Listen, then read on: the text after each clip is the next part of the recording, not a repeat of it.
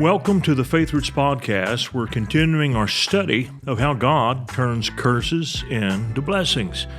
And we completed our study last week in the book of Genesis. We found no less than 5 different places where that there was a curse that was brought against the children of God or the family of Abraham. And ultimately, that curse was turned around, and what the enemy staged for destruction was completely turned into great redemption. And so we're going to keep following this pattern. Nehemiah 13:2 is our text. Hope you'll remember this verse. Howbeit, our God turned the curse into a blessing. And that's a good summary statement. That's something to commit to memory. Now, after Joseph, sometime after, there was a new pharaoh who came to power. In fact, he was of a completely different dynasty. He wasn't just the son of an old pharaoh, but there was a total change of government. He had no regard nor memory of anything that Joseph had done to save Egypt. And had he known about it, it wouldn't have mattered to him anyway, because these were not his people. He was an outsider who became the leader of the government. Now, unfortunately, he forgot this, that God not only saved the family of Jacob during the time of the famine under Joseph, but he also saved all of Egypt. So the whole of Egypt earned or owed its existence to Joseph and the dreams that he interpreted for Pharaoh. He saved the whole nation.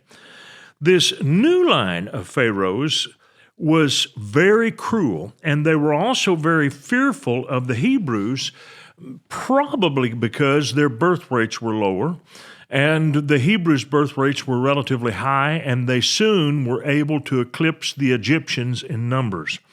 Therefore, the Pharaoh instituted a murderous scheme to limit the birth rate of the male Hebrews. And so this is what it says in Exodus chapter 1, verse 22. So Pharaoh commanded all his people, saying, every son who is born you shall cast into the river, and every daughter you shall save alive. Now that's what he told the Hebrew slaves. He forced them to kill their children. Of course, probably many people rebelled against that and did exactly what Moses' family did. So this development forced them into doing something unusual. And so it may sound extreme. It would be a very hard thing to do, but you could certainly understand why they would do it. So let me read to you. Exodus chapter 2 and verse 1. And a man of the house of Levi went and took as wife a daughter of Levi.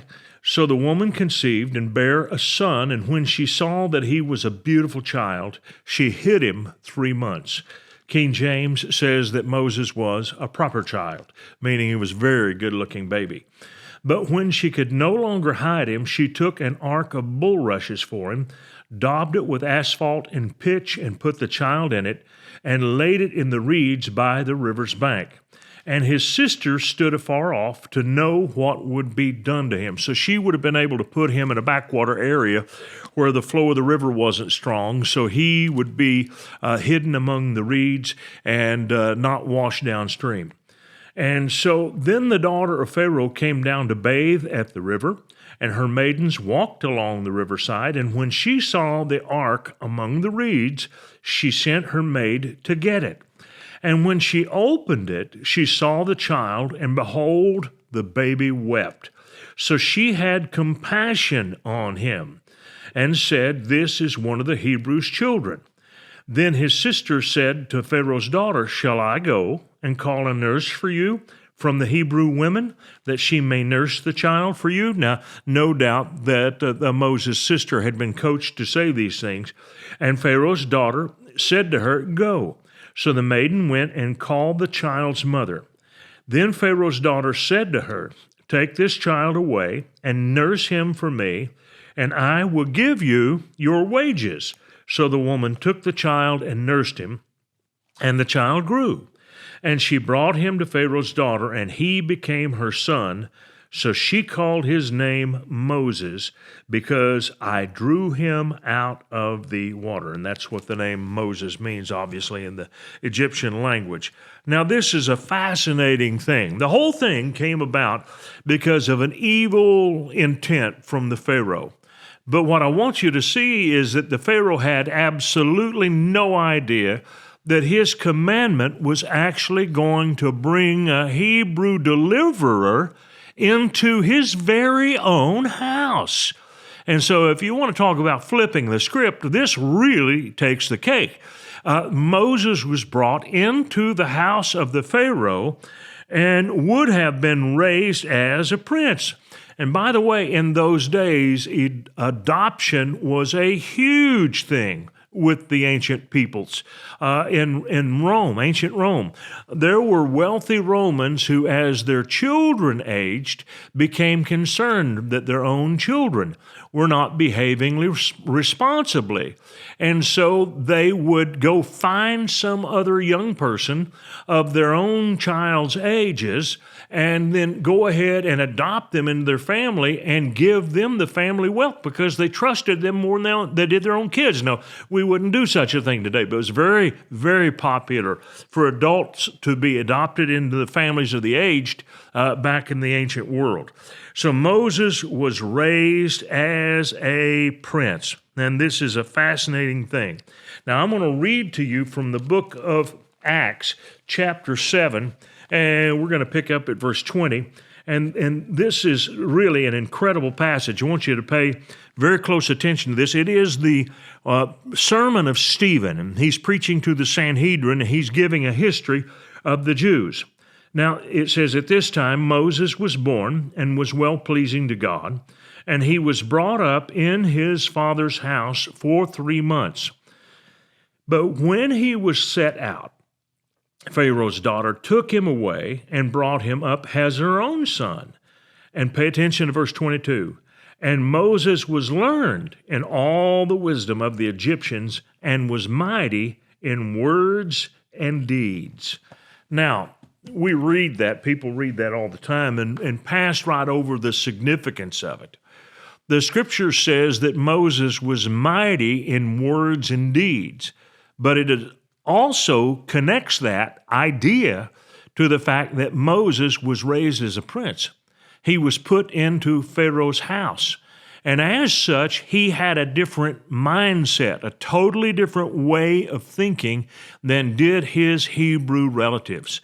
His Hebrew countrymen were slaves. A slave didn't have the courage to speak openly. A slave would not openly defy a master. A slave would not say, we're not putting up with this. This isn't right. A slave would not do that. But if you were raised as a prince, you would have that kind of thinking. Now, the oral traditions of the Jews and some of their other sacred writings, the commentaries and so forth that came from thousands of years ago, tell us that Moses was a general in command of an Egyptian army, and that he was the leader of the troops that went in and vanquished an enemy force. And he was a hero in his country. As such, he would very likely have been in line for the throne of Egypt. He wasn't just one of many princes. He was probably the distinguished prince, even though he was adopted. So what we see by this is God has this amazing sense of humor. Here is a baby who is condemned to death, yet this very baby who is considered an enemy is brought into the palace of the Pharaoh, raised, educated, trained to be a leader, a warrior leader, and God had to separate him from his own people for their sakes so that he could think like a deliverer. God did not raise up a deliverer who came out of the Hebrew people in the thinking of the Hebrew people. He came out as an Egyptian, and that's the reason that God was able to use him in the way that he did. Now let's read a couple of other verses here. It says, seeing one of his brothers, all right, let's take a look at it, verse 23. When he was 40 years old, It came into his heart. Now, he may have had an education with the Egyptians, but he had things in his heart that drew him to the Hebrews. It came into his heart to visit his brethren, the children of Israel. This also tells me there was a great deal of segregation there. Certainly would have been just because he was a prince. He would not have run with common people, even with common Egyptians. And seeing one of them suffer wrong, he defended and avenged him who was oppressed and struck down the Egyptian. He did that by nature, for he supposed that his brethren would have understood that God would deliver them by his hand, but they did not understand. And again, it's because they thought only as slaves. They were fearful of everything, and they accused Moses. They said, "Are you going to strike us down, just like you did the Egyptian yesterday?" Because he tried to separate two of them from arguing and fighting each other. And so Moses fled when he heard this, because he knew that the secret was out. And so he went to the land of Midian. God opened a door for him to be there. I want to say this to you. When you follow God, your life is like a chain, and a chain is not one single strand of steel. It is a strand of different links, and a link is a section of your life. And one section leads to another, to another, to another, to another.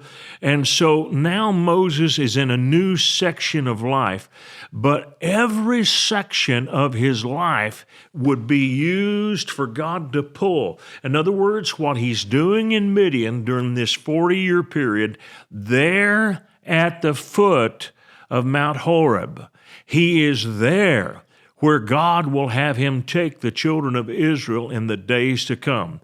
And he's not wasting time. So God develops you like links in a chain. And don't be surprised if you don't have a number of different phases in your life. And I'll tell you, even though you may not realize it, there will be something come from every one of those links and phases that you will see play an important role in your life. And that's what's happening here.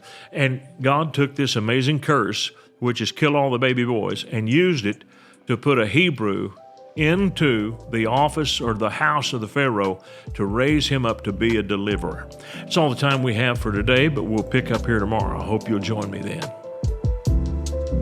I want to thank you for watching our podcast today. And if you really liked it, would you please give us a little thumbs up by clicking on that sign down below? And then I would encourage you to subscribe to our channel so you don't miss any of our future podcasts, because they're all going to be good. And if you would like to support us financially, either with a one-time gift or recurring gift, you can do that by clicking on the link below or going to myfaithroots.com. Thank you so much for watching this program.